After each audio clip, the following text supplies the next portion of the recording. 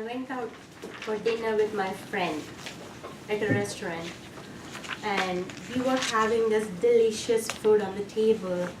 I was super hungry and I was about to grab a bite, and my friend Stella asked me a question saying, "So Swathi, how was your day?" I stopped eating my bite and I said, "Oh, that was a terrible day today. Started with a cranky baby and then missing a bus.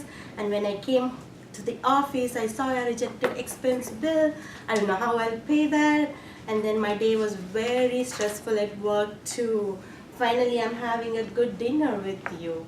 I started complaining a lot. Inside, I was so glad that I got a chance to complain about the day today. Suddenly, she cut me off in the middle and said, "Swathi, you drama queen, these are not problems at all.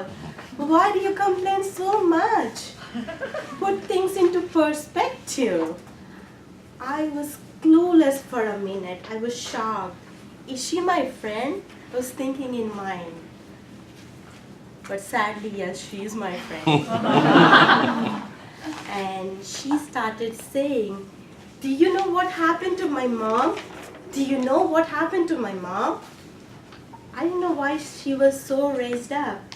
And I said, "I'm so sorry, I didn't know. Could you explain me?"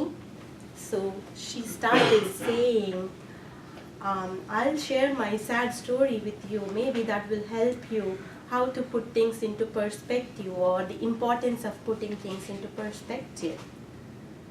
So she started saying, like my friend Stella started saying, way back in 2002 in India, you might have heard of this news where a series of bombs happened to explode in a restaurant with the suicide bombers and some terrorists coming into the restaurant and in a park. My mother sadly happened to be a victim of that event. She went out with her friends to the restaurant and she did not even tell me. I was at the school, and when I came back, my mom was not at home. So I was trying to ring her phone and no one was answering. After a minute, came to my mind, probably she might be at the restaurant. So I quickly went into the restaurant, praying in mind that my mom should be okay. My mom should not be the victim here, or she should be alive. I was terribly freaked out, but I managed to get into the restaurant. And I saw dead people all over, bloodshed. I couldn't tolerate that, but in mind, I'm still thinking that my mom should not be around anywhere. I happened to catch or see a red sweater somewhere on the side, and it happened to my mom's. It looks like it was my mom's. So I kind of went inside to see who is that, and it was my mom. I couldn't tolerate that, but I was still hoping that she's alive. She's around like a dozen of dead bodies there, and I didn't know what to do, but I tried to touch her hand to see the pulse, and it was little bit. It was like a low heart rate. Then, thinking of some hope, I started lifting her up, and two men rescued me, and we took her to the hospital. Later, after 4 hours of operation, the doctor came out saying, "Your mother had a terrible surgery. It was awful, and the bullet streaked through her ear and then smashed her eye and the face. She had bullets all over her face, so it took so long."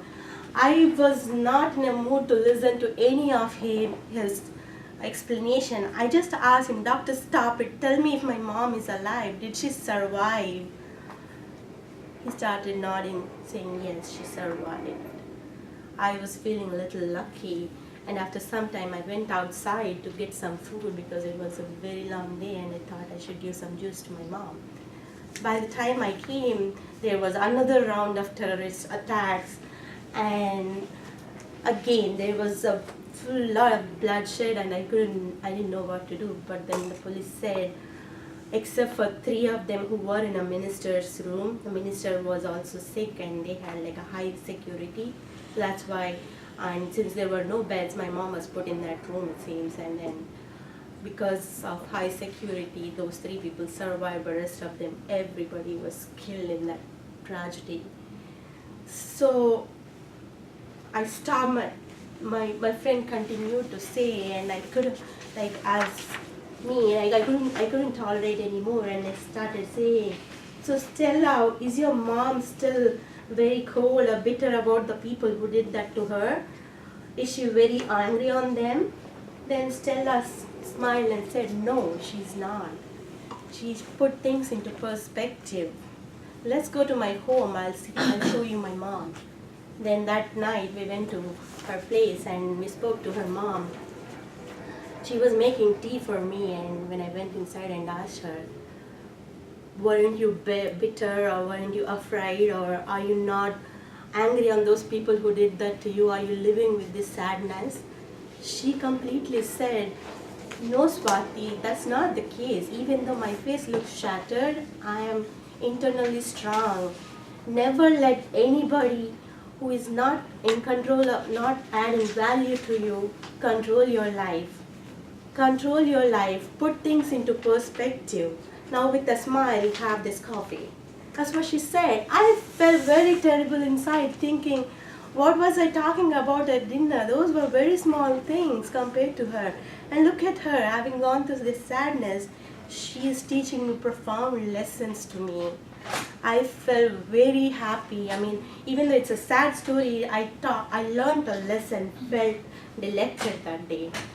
So, ladies and gentlemen, in every day or in our lives, I've learned that there will be sorrows, big and small. But through them, we should try to put things into perspective. So next time you broke up with your girlfriend, put things into perspective. Or next time you see a big credit card bill, unexpected, put things into perspective. That's the way to live life. Thank you.